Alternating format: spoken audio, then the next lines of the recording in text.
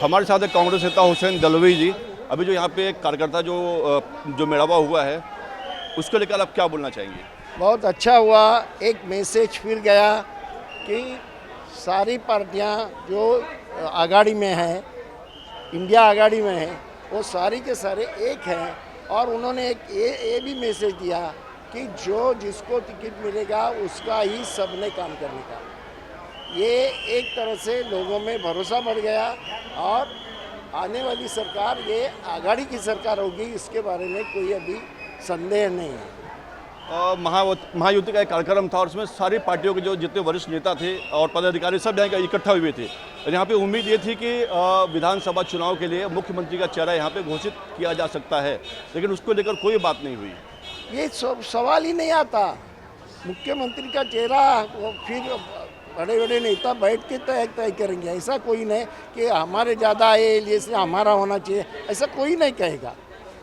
लोगों को जो लगेगा, उद्धव जी के भाषण में उन्होंने भी कहा कि हमारा झगड़ा ही नहीं इसके ऊपर है, इनको क्यों पड़ी है इतनी सीट बंटवारे को लेकर। युक्ति का सरकार आने के बाद फिर एकनाथ शिंदे मुख्यमंत्री बनने वाला है क्या? वो बोलते हैं क्या कि अजीत पवार बनने वाला है? इसके बारे में वो स्पष्टता है क्या उनकी कि फडणवीस बनने वाले हैं? वो क्या बोलते हैं? वो बोलते हैं क्या?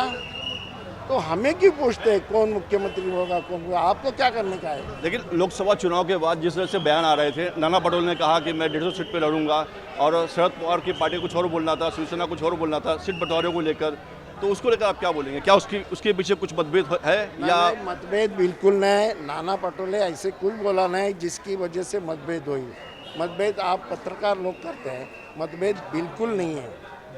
सर हमारा उद्देश्य भी है यहाँ मोदी जी के नीतियों के खिलाफ की सरकार, सही माने में लोकतंत्र मानने वाली सरकार, सेकुलरिज्म पे विश्वास रखने वाली सरकार, संविधान पे विश्वास रखने वाली सरकार लाना, यही मुद्दा है। और एक ध्यान में रखना, महाराष्ट्र में जब हमारी सरकार आएगी तो उनकी सरकार, दिल्ली की सरकार हार गिर जाएगी। पूरे कार्यक्रम के दौरान जितने भी वरिष्ठ नेता आए सबके भाषण में एक ही मुद्दा छाया था, लाड़की बहन योजना। क्या लाड़की बहन योजना को लेकर कुछ दिक्कत हो सकती है विपक्ष को विधानसभा चुनाव के अंदर? नहीं, बिल्कुल नहीं। महिलाओं के बारे में जितना राहुल जी बोले हैं उतना वो पैसे देके ये सब मामला होता नहीं। और पैसे कहाँ से देंगे?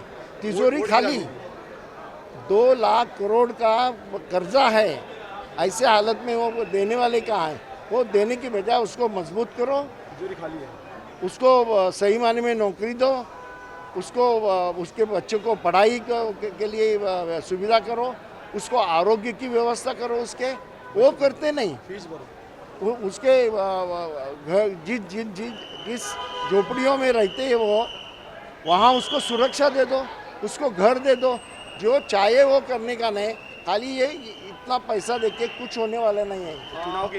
अगर जहाँ तक आप बोल रहे हैं कि पैसे नहीं है तिजोरी में और ये योजना लागू कर रहे हैं, तो महायुति का बोलना है कि जो विपक्ष ये आरोप लगा रही है तो 8,500 रुपया वो देने की बात कर रहे थे महिलाओं को, तो उस समय वो कहाँ से पैसे लेकर आते? और वो हमें जो बोल रहे हैं कि पैसे कहाँ से आएंगे? अरे आप बताओ ना कहाँ से लाने वाले हैं? केंद्र सरकार महाआघाड़ी कर सकती थी, सवाल ही नहीं। एक तरह से उसको मजबूत बनाना, महिलाओं को, हमारी सही मायने में हमारे बहनों को मजबूत बनाना, ये सबसे बड़ी बात है। और उसके हाथ में पैसा जाएगा तो उसका फैमिली का एक जो ये रहता है, क्या वो स्थान रहती है, वो स्थान बढ़ जाएगा। ये 150 रुपये से स्थान बढ़ने वाला है क्या? एक आखिरी सवाल है, सीट बंटवारे में सबसे बड़ी पार्टी कौन होगी और मुख्यमंत्री का चेहरा कौन होगा? कहाँ? विधानसभा चुनाव में सीट बंटवारे के अंदर सबसे बड़ी पार्टी कौन होगी, यानी सबसे बड़ा भाई कौन होगा और मुख्यमंत्री का चेहरा कौन होगा? नहीं, ऐसी कोई बात नहीं है। सबसे बड़ी पार्टी और सबसे जो पार्टी का जहां मजबूती है वो उसको टिकट दिया जाएगा और वो लड़ेंगे। कुछ इधर उधर का हो सकता है, लेकिन उसके ज़रिए ही मुख्यमंत्री बनेगा, ऐसी कोई बात नहीं।